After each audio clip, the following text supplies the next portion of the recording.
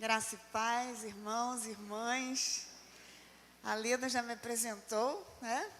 Mas eu quero trazer um abraço da minha igreja, meu pastor Luiz Felipe Azevedo, das irmãs lá da minha igreja, União Auxiliadora Feminina. E é muito bom estar aqui nessa igreja. É a segunda vez que eu venho ministrar a palavra aqui. Eu vim uma vez num chá à tarde, tem alguns anos. E hoje eu tive essa oportunidade maravilhosa de estar aqui com os irmãos, porque a oportunidade da gente compartilhar a palavra é sempre um momento especial, né? A gente se prepara para falar para a igreja, para falar para o grupo que a gente é convidado, mas na verdade somos nós que somos os primeiros a sermos abençoados e mais abençoados, porque a gente nunca transmite do jeito que a gente recebeu, né? Então é um privilégio muito grande mesmo estar aqui.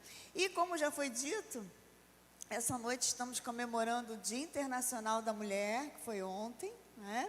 Parabéns, mulheres, parabéns a vocês, a cada um de nós, não é? E também o aniversário da esposa do pastor. E tem que falar, pastor, ela é bonita pra caramba, pastor. Ela é muito bonita, hein? Parabéns.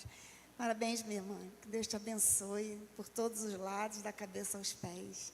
Então, é um prazer muito grande estar aqui. E eu fiquei pensando, o que a gente vai ministrar nessa noite especial, né? E aí eu pensei num texto que ele fala sobre genealogia. E genealogia é normalmente o que a gente usa para falar sobre origem. E usa para falar sobre a origem de famílias, né? Da onde uma família veio, a filiação de um indivíduo, as ramificações de uma família. E elas mostram os parentes, às vezes mostram as qualidades desses parentes, né? Às vezes você conhece uma família fulana de tal, uma família de médicos, uma família de professores, conhecidos pela sua profissão, não é? Ou então pelos adjetivos que a gente pode dar. Aquela é uma família de gente muito trabalhadora, uma família de gente muito honesta. Ou também a gente pode ver os adjetivos ruins. Aquela família ali só tem gente trapaceira. Aquela família só tem cachaceiro. Aquela família só tem gente de fofoca. Não é assim? Então, a genealogia, a ramificação de uma família é algo muito importante mesmo. Independente de qual seja o adjetivo que cada familiar tenha, cada familiar precisa saber que ele tem um lugar, que ele tem uma posição, que ele tem uma atribuição na sua família. E hoje eu quero falar um pouquinho sobre isso. E pensei no texto de Mateus capítulo 1. Mateus capítulo 1, do versículo 1 até o versículo 17. E os irmãos pacientemente vão me ouvir ler esse texto, assentados como os irmãos estão. Mateus capítulo 1, versículos de 1 a 17, nos dizem assim. Livro da genealogia de Jesus Cristo, filho de Davi, filho de Abraão. Abraão gerou a Isaque, Isaque a Jacó, Jacó a Judá e a seus filhos. Judá gerou de Tamar a Pérez e Zera. Pérez gerou a Esrom e Esrom a Arão, Arão a Amenadab, Amenadab a Nasson, Nasson a Salmão, Salmão gerou de Raabe Boaz, e este de Rute gerou a Obed, Obed a Jessé, Jessé gerou o rei Davi, e o rei Davi a Salomão, da que fora mulher de Urias. Salomão gerou a Roboão, Roboão a Abias, Abias a Asa, Asa gerou a Josafá, Josafá a Jorão, Jorão a Uzias, Uzias gerou a Jotão, Jotão a Acais, Acais a Ezequias. Ezequias gerou a Manassés, Manassés a Amon, Amon a Josias, Josias gerou a Jeconias e a seus irmãos no tempo do exílio da Babilônia.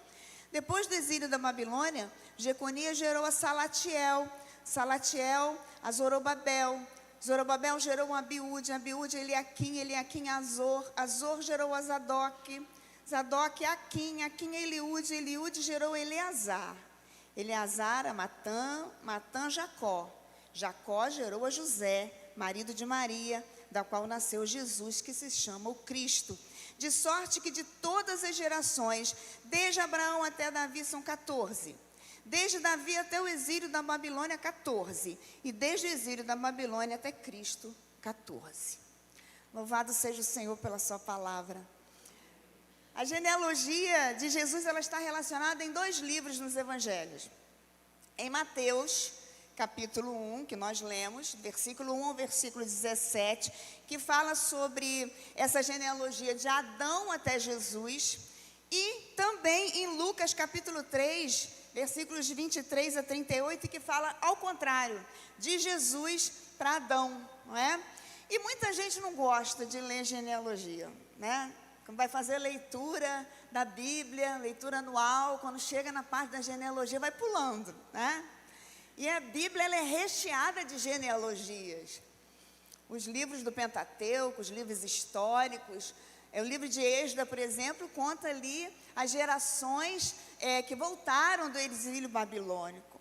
Mas as genealogias, elas trazem não só a informação, mas trazem também a manifestação do poder de Deus, de como os propósitos do Senhor se tornaram visíveis, de como Ele planejou muitas coisas e elas foram acontecendo ao longo dos anos, ao longo das eras.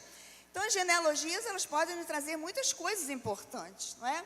E, principalmente, porque o povo esperava pela chegada de um Messias, que seria descendente da família de Abraão.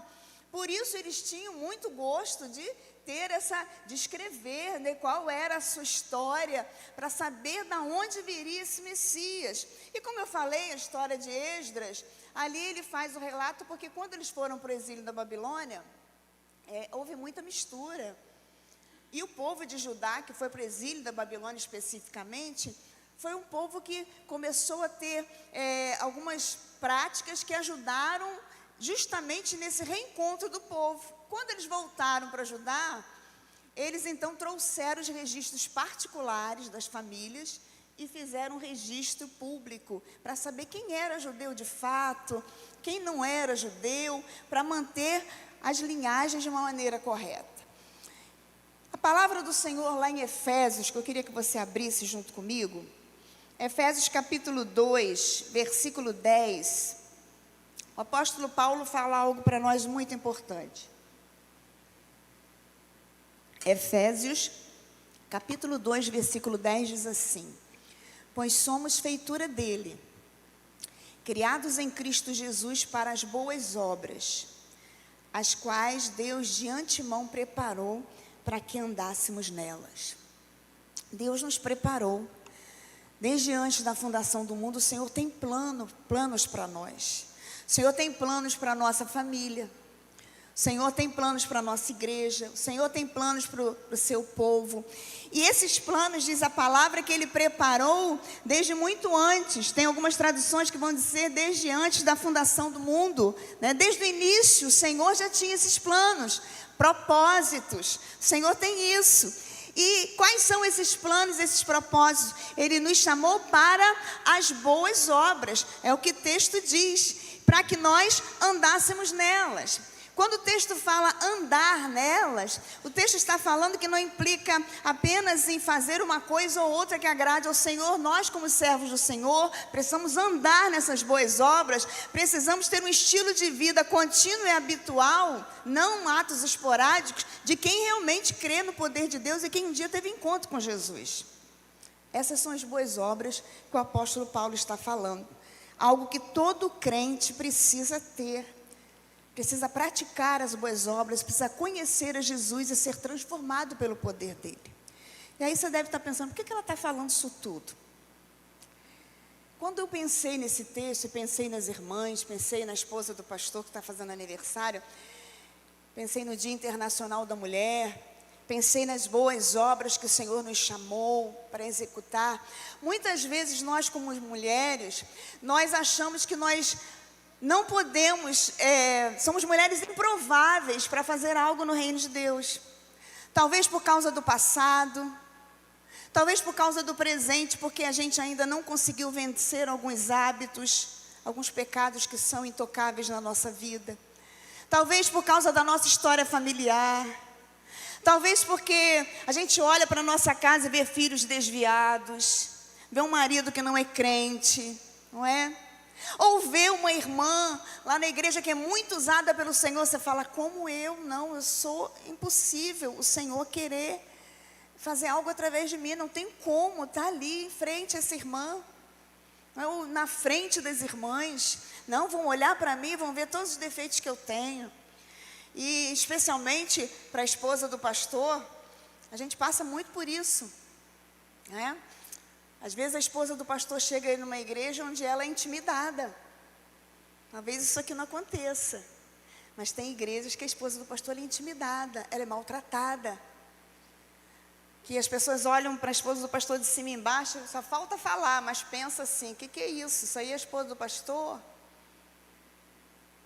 E às vezes a esposa do pastor pensa, como é que eu vou fazer alguma coisa nessa igreja? Eu estou falando isso porque eu já passei por isso. Onde eu me senti intimidada. E se não é o poder de Deus na nossa vida, para falar, se não é o Espírito Santo de Deus, é dizer que você pode fazer, eu vou te dotar de dons, eu vou te dotar de tudo que você precisa, a gente desiste de fazer. Nos consideramos mulheres improváveis. Às vezes também a gente fala isso, pensa isso com relação a outra mulher. A gente não pensa com relação a gente, mas pensa com relação a outra mulher. Ah, como que a irmã fulana é a presidente da União Feminina? Nada a ver. Olha como é que ela fala. Fala tudo errado. Não. Olha, ela não tem nenhum filho na igreja. Como que essa mulher vai dirigir a União Feminina da igreja? Não estou dizendo que isso acontece aqui não, tá, irmãs? Mas isso acontece. Mulheres improváveis. E quando eu olhei para esse texto de Mateus capítulo 1, versículos de 1 a 7, esse texto me aponta aqui 5 mulheres. E eu não sei se vocês sabem, mas as genealogias para o povo judeu eram genealogias que basicamente você via nome de homens, com raríssimas exceções. Essa aqui é uma exceção. E aparece o nome de 5 mulheres nessa genealogia. 5 mulheres que tiveram desafios, 5 mulheres que tiveram uma vida difícil, 5 mulheres que tiveram filhos, marido, casa, problemas, talvez esterilidade, sofreram perdas, mulheres que passaram por momentos muito difíceis. Mas a palavra do Senhor colocou aqui o nome dessas 5 mulheres e tem um propósito para isso. E eu queria que nós, nessa noite, olhássemos para essas 5 mulheres. A primeira mulher que esse texto aponta é Tamar. Lá no versículo 3, fala que Judá gerou de Tamar a Pérez e a Zera. A história de Tamar está lá no livro de Gênesis, no capítulo 38, lá no período dos patriarcas. É uma história assim bem difícil da gente entender, eu não vou entrar em muitos detalhes nessa história, mas o texto fala que Tamar era casada com Er, filho de Judá, e diz que ele era um homem mau, ele não era um homem bom. E ela ficou casada com esse homem há algum tempo, não teve filhos e chegou um momento que esse homem morreu. E naquele tempo, naquele contexto, uma mulher viúva, sem filhos, era uma mulher que estava condenada a ficar desamparada. Mas existia uma prática naquele tempo, já naquele tempo, que ela poderia suscitar descendência dos irmãos do seu marido. E isso depois se tornou uma prática mais comum, porque lá no livro de Deuteronômio, capítulo 25, versículos 5 a 10, isso entra lá como uma prática no meio do povo de Israel. Se era certo ou se era errado, a Bíblia não está dizendo que Deus concordava com essa prática, né? Mas isso acontecia. O fato é que foi prometido algo para essa mulher. E ela percebeu que o que foi prometido para ela não foi cumprido. E eu achei muito interessante a conduta de Tamar, que Tamar, o texto não diz que Tamar bateu o pé, o texto não diz que Tamar foi lá e botou o dedo na cara da família, chamou o sogro disso, daquilo, não é? A palavra diz que os seus cunhados, que teriam que dar a ela o direito de ter um filho com eles a enganaram, eles usaram de má fé, é o que o texto nos aponta. Era uma prática comum naquele tempo. Mas o texto não diz que essa mulher criou caso no meio da sua família. E eu achei muito interessante essa conduta de Tamar, porque nós percebemos que era uma família que era envolvida em várias coisas erradas, em pecados familiares, não é? O pecado, ele traz isso para a família. O pecado, ele traz, a palavra vai dizer no Salmo 42, versículo 7, que um abismo chama outro abismo. Então você tem uma prática de pecado agora, e você decide fazer uma coisa ainda pior. Era assim que era naquele tempo, não existia as pessoas que procuravam o Senhor com frequência. Tamar vivia nesse contexto, onde o pecado imperava de uma maneira completa, ali na vida dos seus cunhados, do seu sogro, da sua família, da sua sociedade. Essa mulher estava vivendo ali o fruto do pecado, que o pecado trazia confusão, trazia decisões injustas. Mas o texto vai dizer que essa mulher em nenhum momento ela discutiu. O texto vai nos mostrar que essa mulher em nenhum momento criou confusão no meio da sua família. E eu posso imaginar Tamar aborrecida. Eu posso imaginar Tamar pensando o que ela iria fazer. E o texto vai dizer que ela tomou uma decisão. Se você for olhar lá na sua casa, depois com calma você leia esse texto, que é um texto que a gente precisa ler com calma. O texto vai dizer que essa mulher, ela se vestiu de uma determinada forma, que era comum naquele tempo, onde os homens iriam para um culto que era comum naquele tempo, e lá eles tinham algumas práticas, como eu disse, nem tudo o Senhor concordava, mas elas aconteciam. E o fato é que Judá, o seu sogro, foi para esse culto, esse encontro. E lá o texto fala que ele teve um relacionamento com Tamar sem que soubesse que era ela. E quando terminou aquilo, ele precisava dar um valor a ela. Ele não tinha. E ela falou, não tem problema. Só me dá alguma coisa como garantia, depois o senhor volta e traz. E a Bíblia fala que ele deu 3 coisas para ela. Deu selo, deu anel e deu um cajado. E ele foi embora. Ela também foi. O texto fala que depois ele voltou e não encontrou essa mulher ali, perguntou e ninguém sabia quem era. O texto prossegue dizendo que alguns meses depois, alguém fala para Judá que a sua nora estava grávida. E o texto diz que ele quis matar essa mulher. E ela vai até ele. Ela entrega ali o cajado, o selo e o anel. Fala, foi desse homem aqui, foi com esse homem que eu me deitei.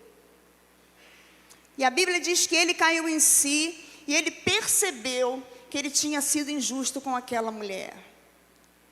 Eu acho muito interessante essa conduta de Tamar. Ainda, meus irmãos, que a gente perceba que tem muitas práticas erradas naquele meio. E é interessante a gente falar isso, que a Bíblia nunca vai nos esconder o que as pessoas fizeram de errado. Mas o que tem de interessante nessa mulher, nós podemos pensar sobre isso. Tamar foi uma mulher que viveu injustiças na sua família. Ela foi deixada de lado. Ela foi ali quase que separada por todos. Ninguém mais pensava nela. Ela poderia ir lá falar do seu direito, do que ela poderia ter. Mas a Bíblia fala que ela teve calma para agir. E ela pensou calmamente o que ela iria fazer. Nós, como servos do Senhor, nós precisamos também pensar antes de agir. Quantas vezes a gente é afoita? Quantas vezes a gente responde na ponta da língua? Isso em casa, no trabalho, na igreja, não é? Aquela velha história. Não, ninguém pisa no meu calo. Não, ninguém vai fazer isso comigo, não. Não levo desaforo para casa. Não é assim que acontece? Nós somos servos do Senhor. Diferente de Tamar, no sentido que nós já encontramos Jesus na nossa vida. Nós temos o Espírito Santo que habita em nós. E nós precisamos dar espaço para que esse Espírito possa agir na nossa vida. Tamar, o texto diz que ela entrou na genealogia de Jesus. Essa mulher que foi injustiçada, o texto diz que Tamar está aqui na família do Senhor Jesus, o Messias de Deus. A segunda mulher que esse texto fala, está lá no versículo 5. Versículo 5 fala, Salmão gerou de Raabe. A gente conhece a história de Raabe, não é? Que está ali em Josué capítulo 2, capítulo 3, versículos 22 a 25, período da caminhada de Israel pelo deserto, quando Israel estava indo para a terra prometida. Raabe era moradora da cidade de Jericó, era uma prostituta, era uma mulher indigna para o povo de Israel, não poderia estar ali no meio do povo de Israel, não conhecia o Senhor. Mas o texto lá de Josué capítulo 2, versículos 10 e 11, vai dizer, ela fala para os espias o que ela ouviu a respeito do Senhor. Ela relata para os espias exatamente o que aconteceu na saída deles do Egito. Ela usa um termo muito interessante que ela fala: o nosso coração está como que desmaiado diante do poder do seu Deus. O coração dessa mulher foi sendo preparado para o agir do Senhor. Uma mulher que não conhecia Deus, uma mulher que não sabia nada a respeito do único e verdadeiro Deus. Muito provavelmente Raabe adorava a outros deuses, mas Raabe ouviu alguém testemunhar a respeito desse Deus, e isso já colocou algo no seu coração. Provavelmente ela era uma mulher que era muito observadora, uma mulher que observava homens, mulheres, observava o movimento da sua cidade. Com certeza ela era, porque ela observou aqueles espias.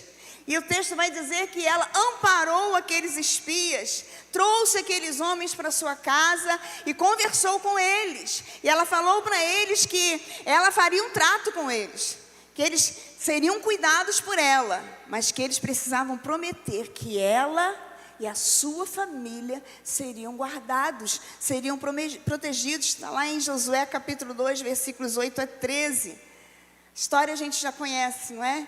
Eles fizeram esse acordo com Raabe, retornaram lá para o arraial, e o texto vai dizer para a gente que Israel ficou rodeando a cidade durante 7 dias. Então, durante 7 dias, Raabe ficou olhando Israel vindo, Israel rodeando, tocando trombeta, arca passando, sacerdote, levita, soldado, e voltava para o arraial. Durante 7 dias, Raabe foi observando os seus vizinhos nervosos. Ela disse que o coração do seu povo estava como que desmaiado. E ela ficou ali pensando, imagino eu, percebendo todo o medo, toda a tensão naquele lugar. Raabe, a única coisa que Raabe tinha no seu coração ali, que deixava talvez ela mais calma, era uma promessa. Ela tinha uma promessa feita pelos aqueles espias, de que no dia em que a cidade fosse tomada, que ela e a sua família seriam protegidas. Então somente era necessário que ela colocasse um pano vermelho na janela da sua casa, e ali, aquilo seria o sinal de que a sua família seria poupada. Um ato de confiança, não é? Que ela colocou ali sobre a palavra daqueles espias. E quando eu fiquei pensando nisso, eu imaginei a gente. Isso não é diferente de nós. Ela tinha uma promessa de salvação, e essa promessa de salvação estava lá na palavra dos espias. Essa promessa de salvação, o cumprimento dessa palavra, estava no fato dela colocar um pano na sua janela, e aquela marca seria o sinal de que naquela casa ninguém poderia tocar. Nós também vivemos isso. Nós também temos uma marca, temos um sinal, temos uma promessa de salvação. O Senhor Jesus entrou na nossa vida, Ele nos marcou com seu sangue, e por causa do que Jesus fez, eu e você podemos um dia ir para o céu, eu e você podemos experimentar o gozo celeste, por causa da promessa que o Senhor nos fez. E nós precisamos viver isso com alegria no nosso coração, com certeza no nosso coração. Os tempos que nós vivemos não são tempos diferentes do tempo que Raabe vivia. Um tempo de opressão, de medo, de angústia, de cidade rodeada. Nós vivemos assim também, num tempo muito difícil. E é muito comum você ver crente murmurando. É muito comum você ver crente falando, reclamando de tudo e de todos. Eu sei que a gente adora falar de política, não devia, né? Porque é um negócio enjoado. Mas o povo de Deus devia falar disso de uma maneira diferente. Ah, eu sei que o meu Redentor vive. Isso aqui é só passagem. A minha pátria não é aqui. Eu tenho uma pátria lá no céu.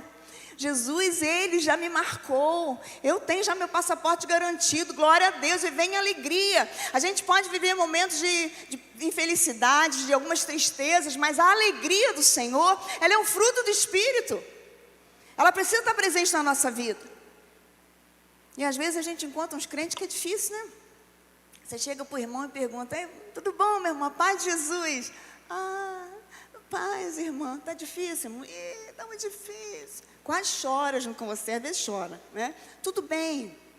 Você pode falar das suas tristezas, mas toda vez que você encontra, já tem gente que você encontra ao contrário. E aí, meu irmão? É só vitória. Jesus na vida da gente é tudo de bom, minha irmã.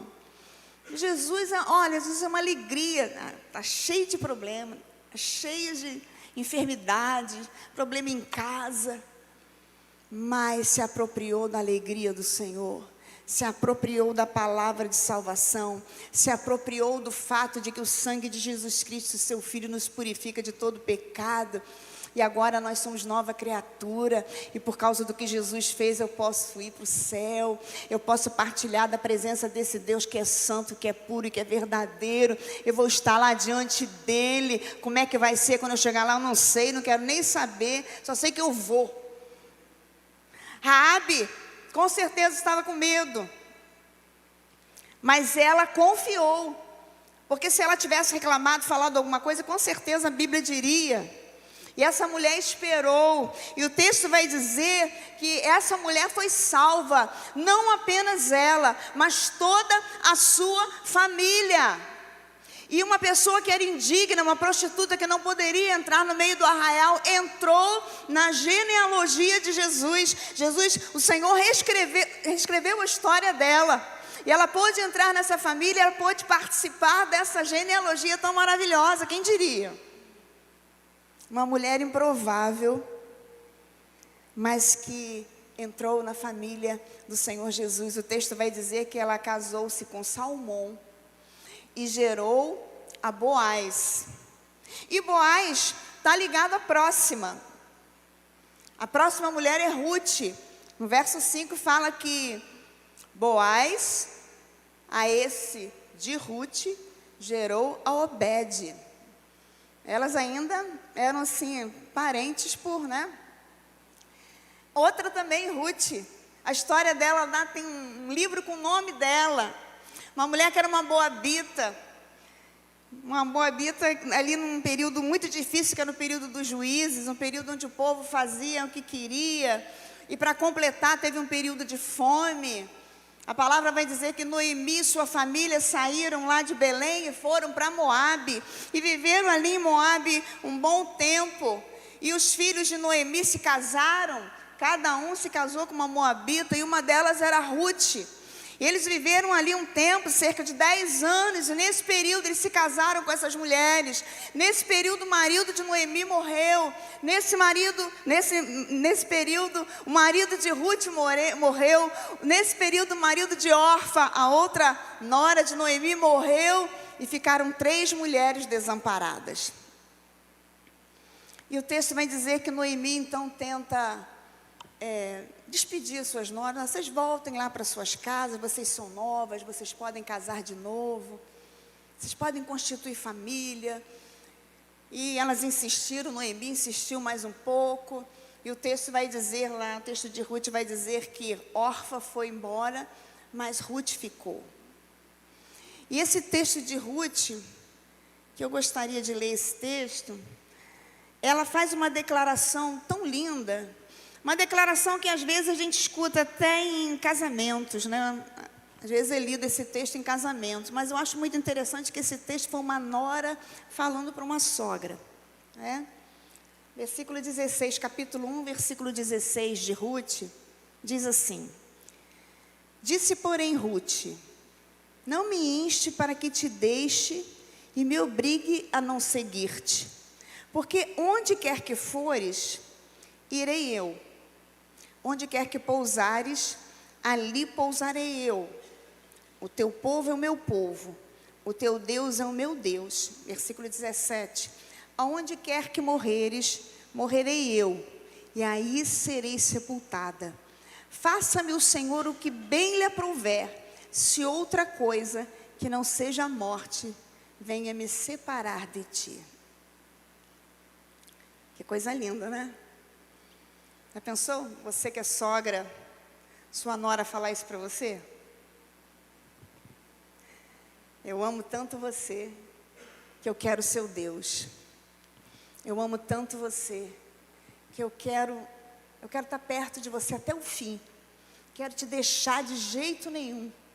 Eu fico pensando na vida dessa mulher ali, junto com Noemi e sua família. Apesar de Noemi ter saído de Belém de uma forma errada, ela poderia ter ficado em Belém, mas eu imagino essa família testemunhando para essas noras. Eu imagino essa família revelando o amor de Deus ali no convívio familiar. Eu imagino essa sogra revelando carinho e cuidado para essa nora. Porque agora, no tempo difícil, ela poderia muito bem se despedir, ir embora para a casa dela, para a família dela, viver lá no meio do povo moabita. Ela era idólatra, era no meio de um povo idólatra. Voltar com ela para Belém, sabendo que eles adoravam apenas a Iavé. Como voltar com eles? Ah, não, eles vão me olhar torto quando chegar lá. Mas a palavra vai dizer no texto de Ruth que ela voltou com a sua sogra, que ela volta para Belém. Eu fico imaginando ela chegando lá e aquelas abençoadas fofoqueiras que tem sempre, que ficam olhando tudo. E voltou Noemi, ó. Olha lá. Ainda voltou com a nora moabita. Coitada de Noemi, o negócio está ruim para o lado dela mesmo.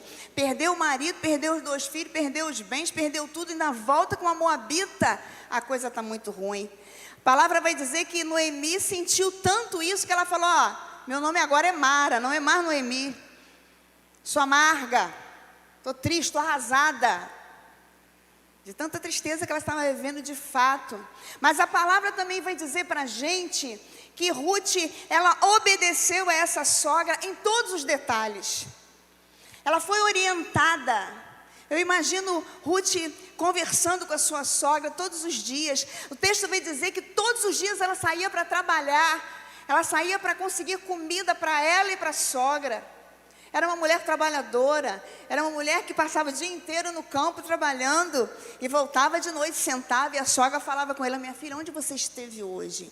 Ah, hoje eu fui no campo, assim, no campo de Boaz, sim. Então, minha filha, vem cá, eu vou te dar um conselho.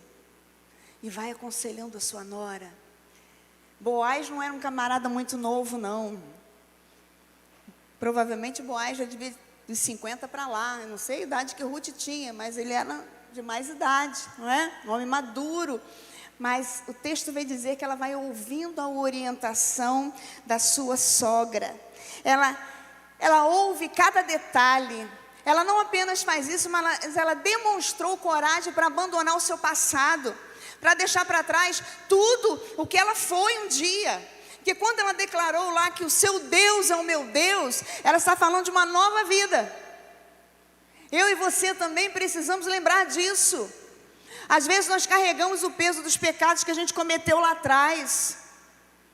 E a palavra do Senhor diz que se nós confessarmos os nossos pecados, o Senhor é fiel e justo para nos perdoar de toda injustiça. Então você abandona, deixa para trás. Agora as coisas novas, agora tudo se fez novo na sua vida. Você precisa se lembrar do exemplo de Ruth. Deixar para trás isso e lembrar que o Senhor pode fazer coisas tremendas a partir da sua vida. Então abandona, deixa para trás. Deixa para trás. 2 Coríntios capítulo 5, versículo 17 diz: assim que alguém está em Cristo, é nova criatura. As coisas velhas já passaram, mas que tudo se fez novo.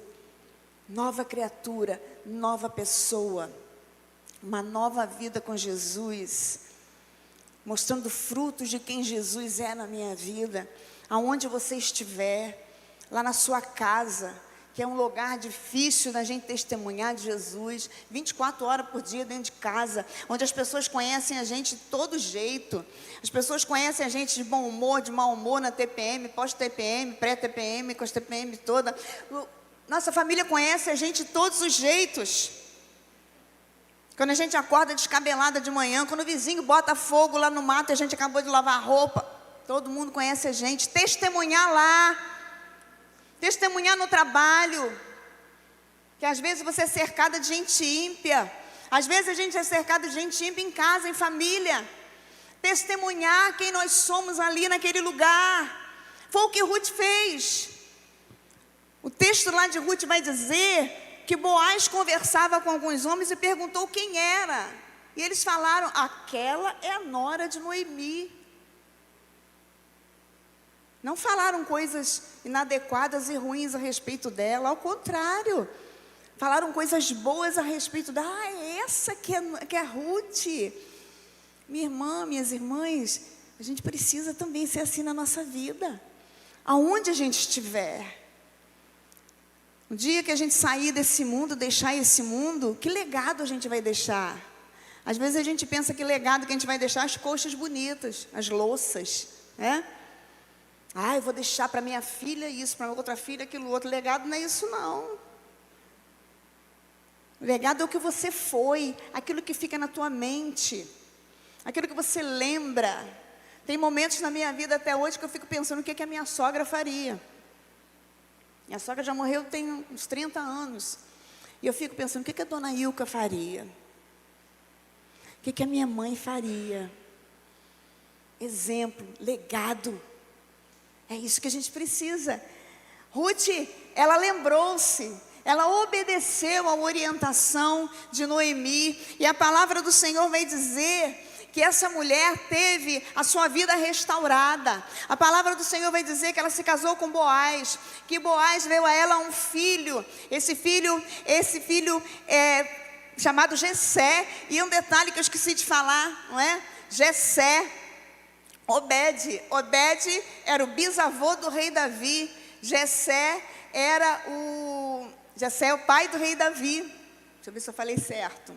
Acho que eu falei certo. Sim. Isso mesmo. Jessé era o pai do rei Davi.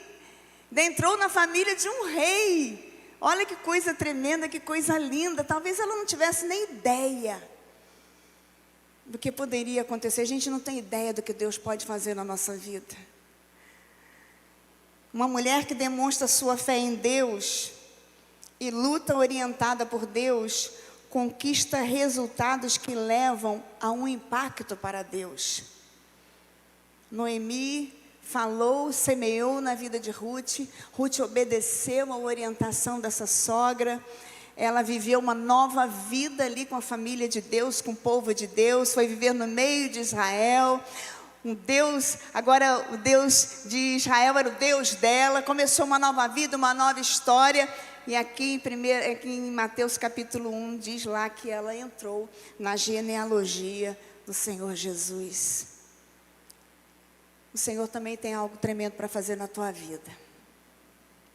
Se você se acha improvável, lembra dessas mulheres. A quarta mulher é Betseba, que o texto aí, versículo 6, não fala o nome dela. Diz, Jessé gerou a Davi, e o rei Davi a Salomão, da que fora mulher de Urias, que é Betseba. Está lá em 2 Samuel, capítulos 11 e 12, período dos reis, o reino unificado. E esse texto, ele traz para a gente algumas coisas interessantes, né? Porque o texto vai dizer que Davi estava no palácio no período em que os soldados saíam para a guerra. Então, ele estava fora do lugar dele. Ele deveria de ter ido, mas ele não foi. O texto também fala que ele avistou Betseba. E é importante a gente falar aqui que o texto não fala muita coisa sobre esse avistar Betseba. O texto não diz que Betseba estava tomando banho no lugar errado. Porque existiam banheiros públicos, tinha lugares para tomar banho, não era que nem os banheiros que a gente tem na casa da gente, né? Então existiam locais para isso. O texto não diz isso. O texto não diz se ela estava com roupa ou sem roupa. O texto não diz muitas coisas a respeito de Betseba. O texto não fala sobre as intenções de Betseba. Mas o texto deixa muito claro aqui as intenções do rei Davi. O texto fala que o rei Davi viu, gostou do que viu, diz o texto que ela era muito bonita e manda que a buscassem. Ele ignorou de quem ela era neta do seu conselheiro, Aitofel. Ele esqueceu também de que ela era esposa de Urias, que era um soldado que estava lá na batalha. Ele ignorou todas essas coisas. Ele ignorou também a lei moral, aquilo era um adultério, ele não poderia fazer. Ele ignorou também a lei civil, que dizia que quem adulterasse deveria morrer. Então Davi, sendo rei, ele passou por cima de muitas coisas. Então nós podemos ver quais eram as intenções do rei. Podemos pensar a respeito dele. O texto diz então que ele chama essa mulher, e os irmãos conhecem essa história. Depois o profeta Natã vai até lá e denuncia o pecado do rei Davi. Mas o fato é que essa mulher viveu algumas coisas muito terríveis. A palavra vai dizer que essa mulher engravidou. A palavra vai dizer que o seu marido faleceu, foi morto, o rei mandou que matassem. A palavra vai dizer que o bebê dessa mulher morreu. Essa mulher passou por algumas tragédias, além de ter sido abusada e manipulada. No tempo que a gente vive, a gente entende bem essa palavra, esse termo, não é? A palavra do Senhor não esconde as coisas erradas que seus servos fizeram. Mas a palavra do Senhor nos mostra que o Senhor é Deus que pode restaurar. A palavra nos mostra que o Senhor é Deus que pode refazer todas as coisas. A palavra do Senhor nos fala que o profeta Natã foi até lá, advertiu o rei, e o rei precisou passar por um processo também. Apesar dos seus erros, tiveram consequências, o rei precisou se consertar, e depois o Senhor fez uma restauração. Mas as consequências ficaram. A palavra do Senhor diz que a espada nunca mais se apartaria da família de Davi, que ele teria problemas. A palavra nos mostra depois para frente, depois da morte de Salomão, rei de Israel depois de Davi, que o reino foi dividido. Tudo isso em consequência de um pecado que foi cometido pelo rei Davi. Mas a palavra fala que essa mulher teve a sua vida restaurada.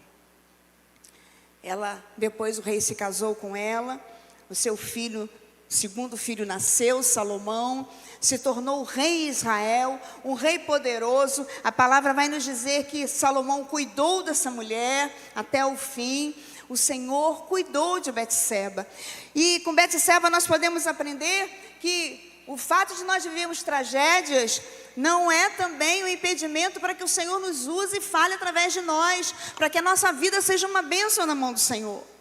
Talvez você também tenha passado por algumas tragédias na sua vida, tenha perdido esposo, filhos, ou outro ente querido que você amasse muito, e isso paralisou a sua vida. Isso fez com que você ficasse parado e nunca mais quisesse fazer nada. Se tornou uma mulher improvável de que o Senhor fizesse. Mas eu quero dizer para você nessa noite que o Senhor é Deus que pode restaurar todas as coisas. Não existe nada que o Senhor não possa fazer. E se você crê nisso, você pode nessa noite sair daqui com o propósito de que o Senhor restaure a sua vida, para que Ele possa usar você para o louvor da sua glória. Amém? A última mulher desse texto está lá no versículo 16. Versículo 16 diz que Jacó gerou a José, marido de Maria. Lucas, capítulo 26, capítulo 1, versículos 26 a 56, no Novo Testamento, fala sobre esse episódio, né? Maria vivia num tempo muito difícil, um tempo de opressão, um tempo de desilusão, um tempo de derrota, um tempo de medo, um tempo que seu povo era oprimido pelos romanos, mas o seu povo tinha uma promessa de que o Messias um dia viria, né? Que um dia o Messias viria e restauraria a sorte de Israel. O povo dela estava vivendo sob domínio romano, quase numa escravidão. Então eu fico pensando que muitos deles talvez estivessem até duvidando de que isso um dia iria acontecer. Mas Maria estava vivendo ali também um tempo feliz. Era um tempo que a palavra fala que Isabel, a sua prima, estava grávida. Sua prima, que já era de uma certa idade, estava no 6º mês de gravidez. Isabel estava então gestando João Batista. E em meio a isso tudo, lá no texto de Lucas, provavelmente Maria estava num dia comum na sua casa. A gente não sabe o que Maria estava fazendo, mas talvez ela estivesse fazendo as coisas normais que uma dona de casa faz, não é? E o texto vai dizer que de repente apareceu um anjo, que a Bíblia fala que era Gabriel, e ele chega para ela e fala: fique feliz, cheia de graça. Fique feliz, o Senhor é com você. E Maria ficou confusa, como assim? Fique feliz, eu fico imaginando ela pensando: fique feliz, como é que eu vou ficar feliz? Né? Como eu vou ficar feliz? Esse tempo, o que esse anjo está aqui falando comigo? Imagina a confusão na mente e no coração dela. Como posso ficar feliz nesse tempo, no meio dessa situação? Mas o anjo, ele continua: não temas, o Senhor é contigo. O Senhor olhou para você, Maria, e Ele gostou do que Ele viu. E o anjo esclareceu para ela tudo aquilo que o Senhor tinha em mente, que desejava fazer através dela. E você consegue imaginar isso? Deus olhando para alguém, gostando do que Ele vê. E quando eu olho para esse texto, eu fico pensando: Deus olhando para mim. Será que quando Deus olha para mim, Ele gosta do que Ele vê? Num dia comum, nos momentos comuns, no momento que eu estou com medo, no momento que eu olho lá o preço do café chegando mais caro que um saco de cimento, né? Gente, isso é um tempo difícil. Que você chega para comprar, é uma coisa boba, mas é uma coisa, né? Uma cartela de ovos, 16, 17 reais, 20 ovinhos, né? Os ovos desse tamanho. São tempos difíceis, irmãos. Porque tem muita gente que depende só do ovo para comer todo dia. É um tempo muito difícil. É um tempo em que a gente falar a verdade, viver a verdade de Jesus, a gente é execrado. Todo mundo pode falar o que quiser, mas quando você fala, você é intolerante. É um tempo muito difícil, que até nas igrejas você vê pregando um evangelho distorcido. Um evangelho que é totalmente distante daquilo que realmente o Senhor Jesus desejava que nós falássemos e vivêssemos. Um evangelho que não é o evangelho de Cristo.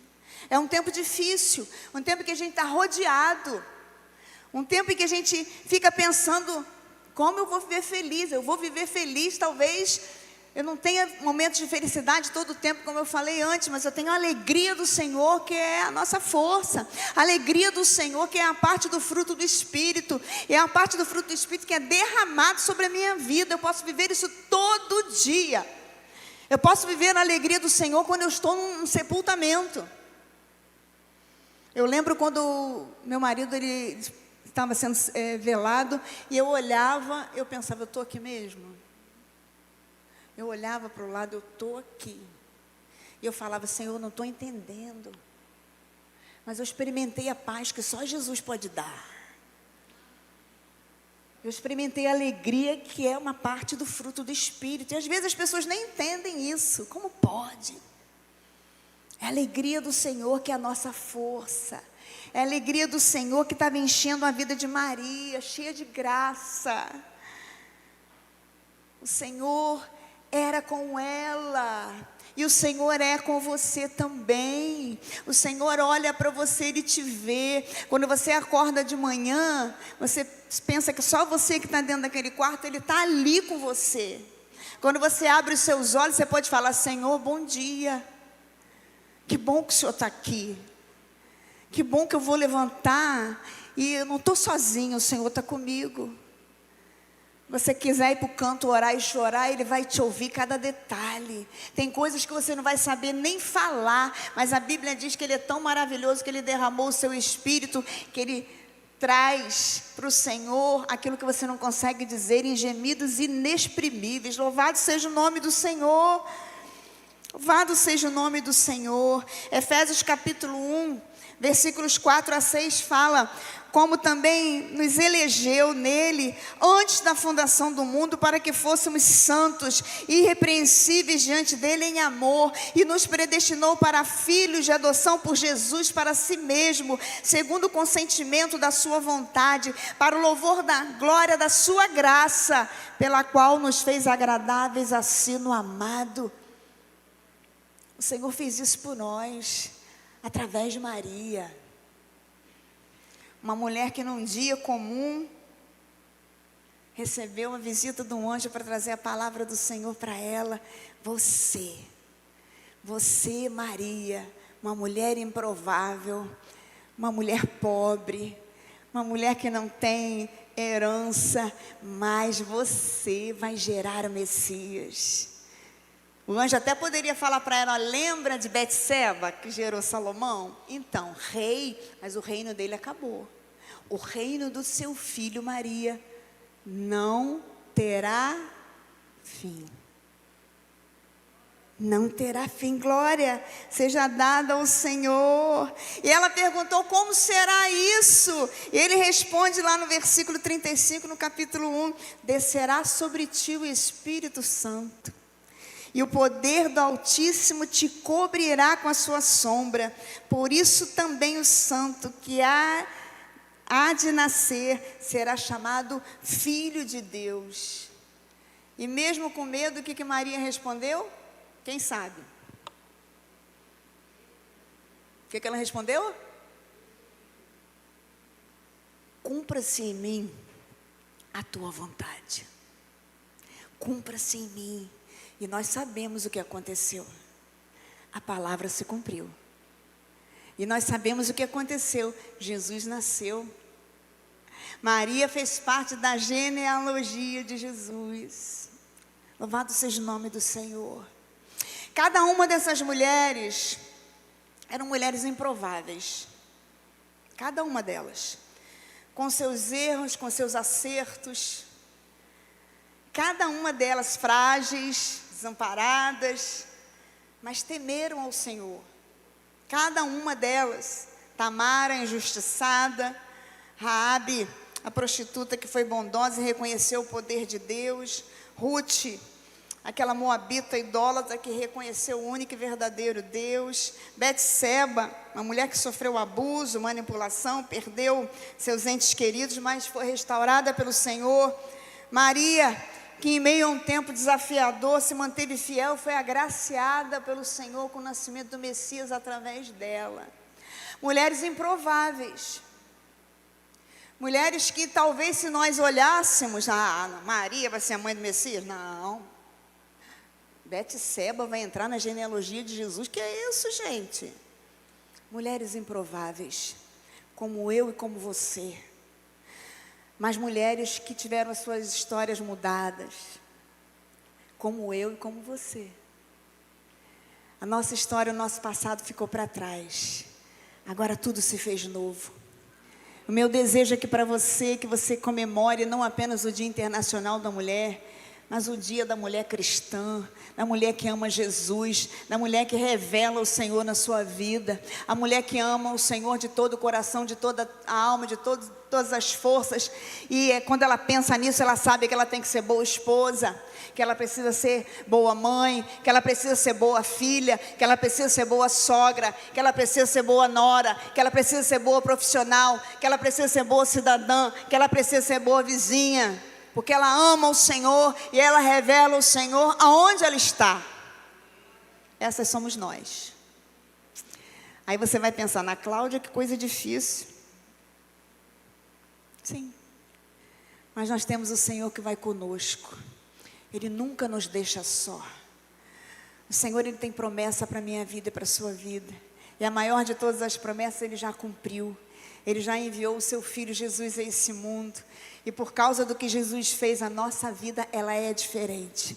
E por causa do que Jesus fez, a nossa vida foi transformada. Amém, irmãs? Meu desejo é que você se aproprie disso. É uma mulher improvável, mas é a mulher que Deus usa. Amém? Abaixa a sua cabeça. Vamos orar. Senhor, nós te agradecemos, porque o Senhor é o nosso Deus. Te agradecemos porque não há outro como o Senhor. Te agradecemos pelo teu amor, Senhor. Porque só por causa do teu amor, nós podemos nos relacionar com Deus Santo, com Deus puro, como o Senhor é.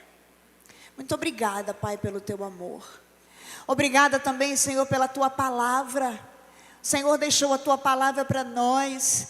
E numa genealogia nós podemos ver como o Senhor nos ama e como o Senhor é maravilhoso. Senhor, muito obrigada por todas essas bênçãos incontáveis. Obrigada pela graça revelada através do teu Filho Jesus, o teu amor derramado sobre nós.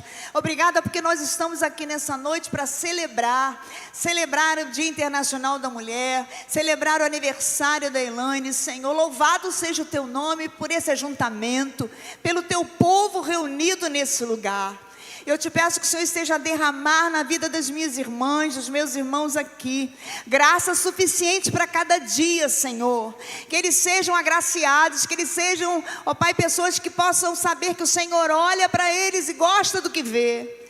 Senhor, no nome de Jesus, que a nossa vida possa ser um objeto de louvor nessa terra. Que nós possamos honrar o teu nome, aonde quer que nós possamos estar. Porque nós somos teus e sabemos de quem nós somos. E sabemos para onde vamos. Pai, muito obrigada, Senhor. Muito obrigada. Louvado seja o teu nome. No nome e ao lado de Jesus. Amém.